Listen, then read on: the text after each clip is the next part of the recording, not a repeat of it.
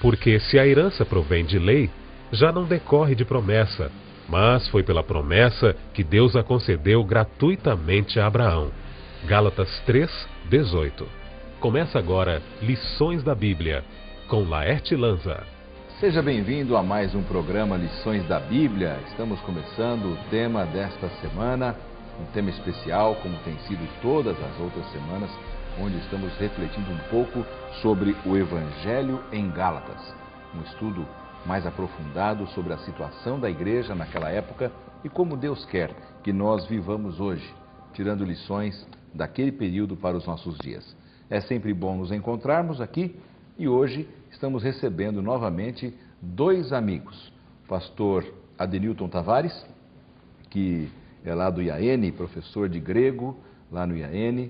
O IAN é uma faculdade, é um campus universitário da Igreja Adventista, onde tem várias faculdades, e uma delas é a Faculdade de Teologia, onde ele dá ali aulas de grego. Exato. Não é isso, pastor? Exato. Seja bem-vindo mais uma vez, é um Obrigado. prazer estarmos juntos aqui e a gente gosta da participação dos nossos amigos que sempre vêm ali do Nordeste para brilhantar um pouco aqui a nossa programação. Está tudo bem por lá, né? Graças a Deus está tudo bem por lá. Que bom.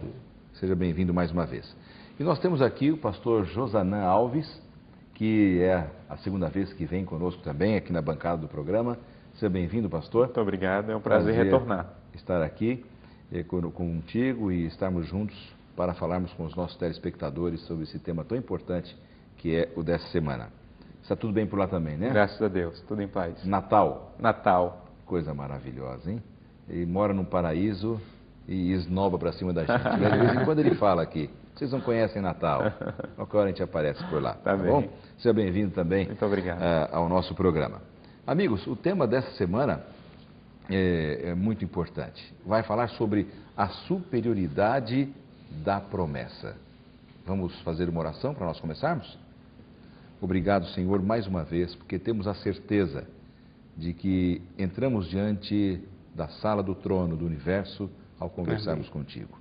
Dá-nos entendimento da tua palavra nesse momento, por Jesus. Amém. Vamos falar um pouquinho sobre as promessas de Deus, a superioridade dessas promessas de Deus.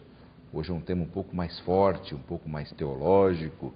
É importante nós termos também esta visão de uma temática um pouco mais forte para a nossa vida cristã, não é um alimento um pouco mais denso.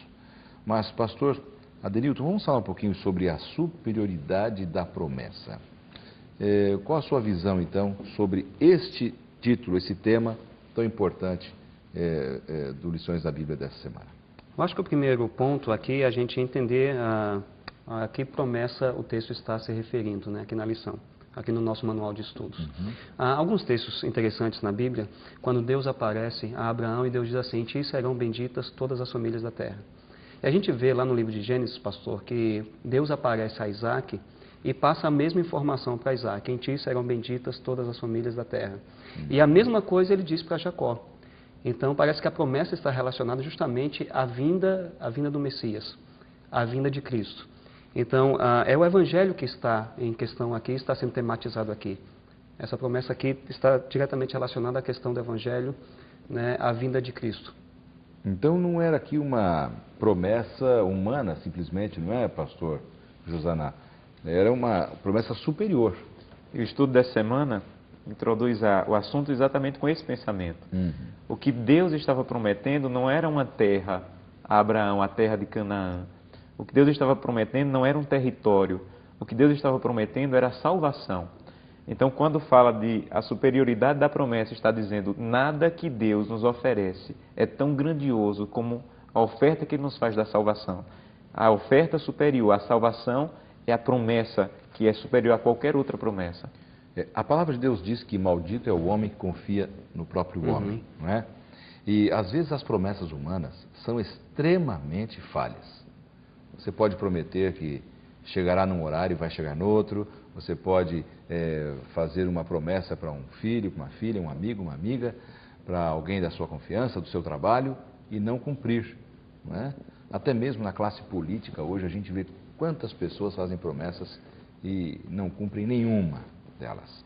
É uma pena, é a visão que nós temos do mundo hoje. E quando a gente fala de uma promessa superior, isso dá mais conforto e segurança para o crente fiel de que aquela promessa não foi feita pelos lábios humanos, mas vem dos lábios de Deus, pastor Adenilton? Com certeza. A gente pode passar a Bíblia de Gênesis a Apocalipse e a gente vai observar que as promessas que foram feitas, Deus cumpriu todas.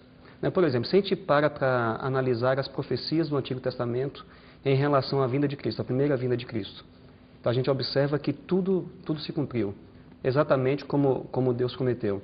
Então nós podemos, de fato, estar completamente seguros de que aquilo que Deus prometeu, a promessa de salvação, a salvação estendida para a humanidade, Ele vai cumprir exatamente do jeito como Ele prometeu. E tudo aquilo que Ele promete não falha, não é? Exatamente. Quantas promessas nós temos da palavra de Deus, e a gente vê que não houve falha nenhuma da parte de Deus em cumprir para os seus filhos as suas promessas. Especialmente, como você disse, pastor Adenilton, que essa promessa está se referindo também à vinda do Senhor Jesus. Não falhou, não falhará, novamente, Jesus veio na plenitude dos tempos, voltará, como diz a palavra de Deus. Esta deve ser a segurança de toda a igreja cristã, de todo crente neste mundo. Exatamente, a promessa gloriosa na salvação. O estudo da semana, ele se aprofunda em Gálatas 3, de 15 a 20. E quando ele fala sobre esse pedaço da carta de Paulo aos Gálatas, ele está dizendo que há um problema naquela igreja de interpretação, de que eles achavam que a lei que Deus deu era superior à promessa que ele tinha dado a Abraão através da fé. Então, esse era o problema que Paulo tenta resolver nesse pedaço da carta que ele está tratando. Ele está dizendo, olha, o que vocês estão crendo de que a lei foi dada e ela é importante, mas a promessa da salvação pela fé é superior ao que ele deu através da lei. E aí vem desde a época de Abraão, né? Sim. Quando Abraão recebeu então as promessas de Deus, né? Muitas pessoas acusam justamente nesse aspecto, pastor Adenilton, esse aspecto da promessa, a lei, a fé, a obrigatoriedade de ambas. Como é que a gente pode entender melhor isso aí? É interessante. Paulo toca exatamente nessa relação entre lei e fé. E como o pastor Josanã disse, o estudo dessa semana está baseado em Gálatas 3, versos 17 a 20. E há um texto interessante, aqui eu chamo a atenção para o verso 17, quando Paulo diz assim: mas digo isto, que tendo sido o testamento anteriormente confirmado por Deus, a lei, que veio 430 anos depois, não invalida, de forma que venha a abolir a promessa. Em outras palavras, Paulo está dizendo o seguinte, que a lei não anula a fé.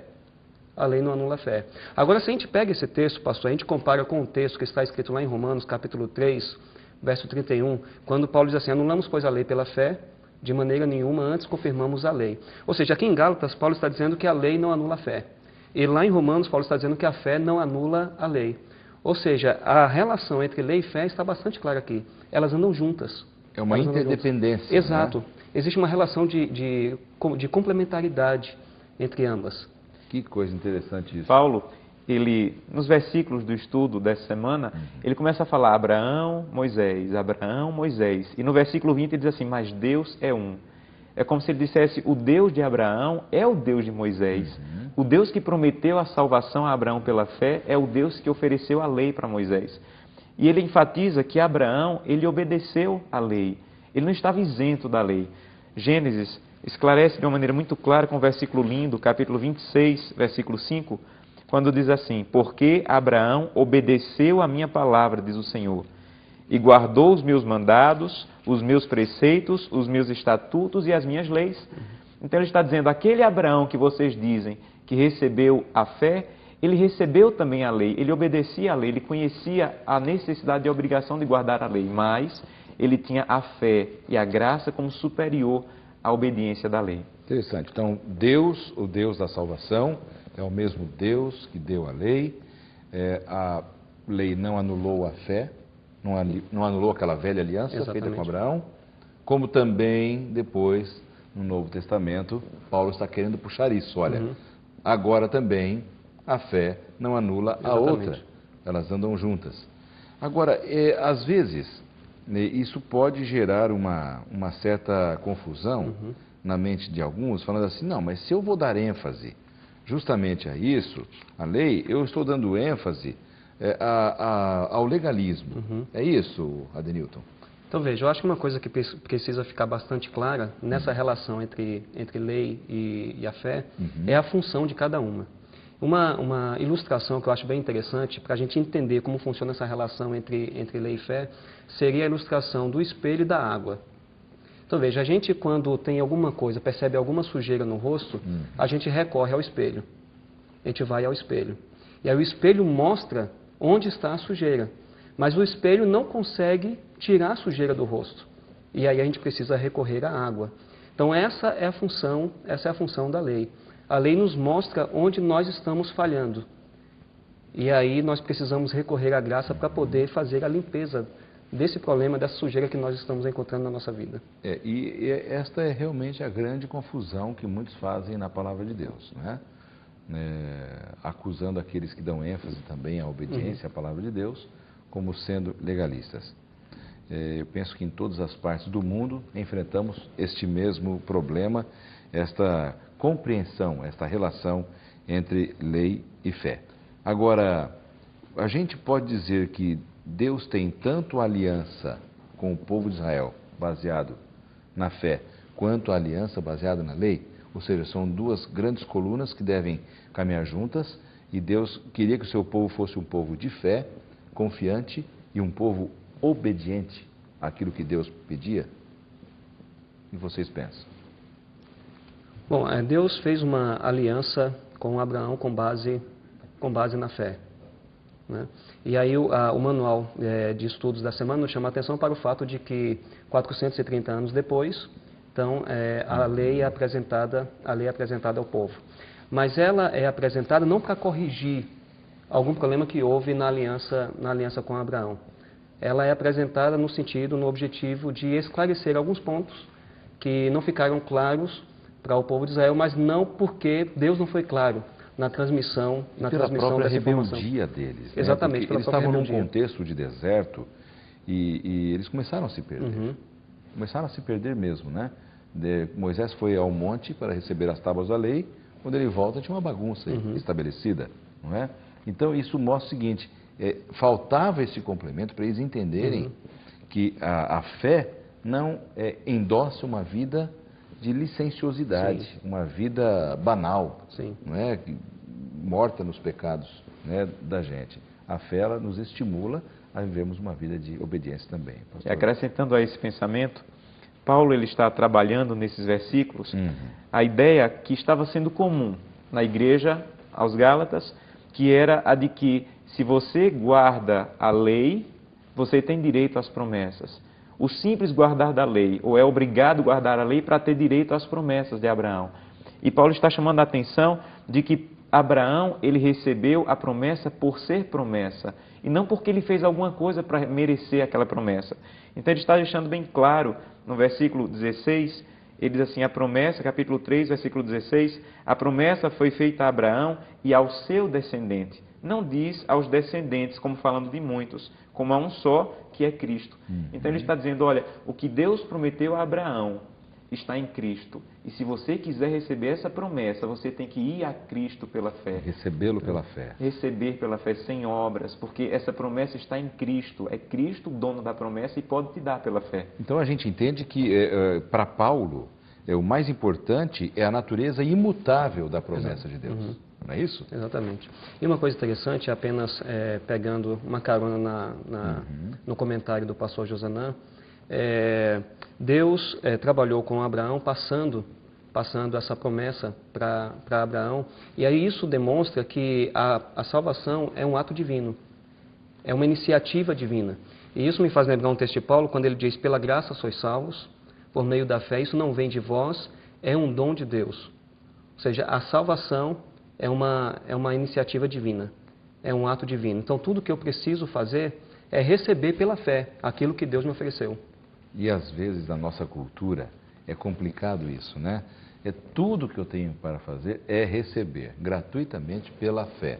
É uma cultura, nós temos a cultura de pagar, né? De restituir, Olha, recebi um favor, não, eu preciso pagar esse favor de alguma forma, né?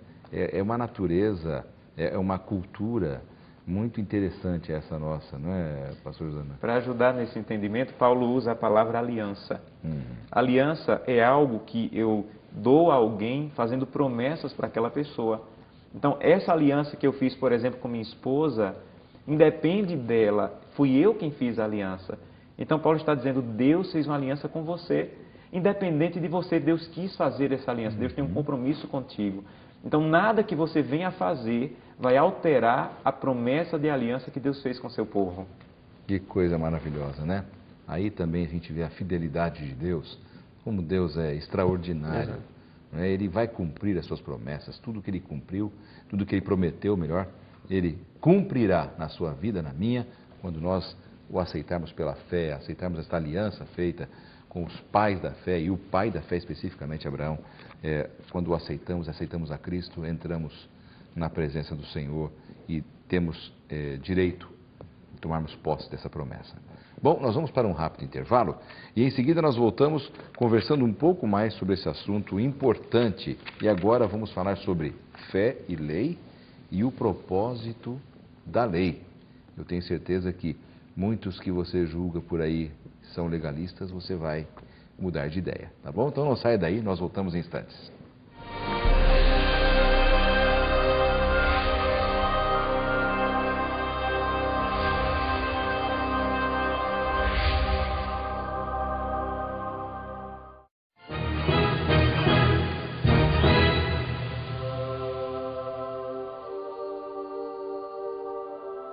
Estamos começando o segundo bloco do programa dessa semana, um tema muito importante, a superioridade da promessa de Deus.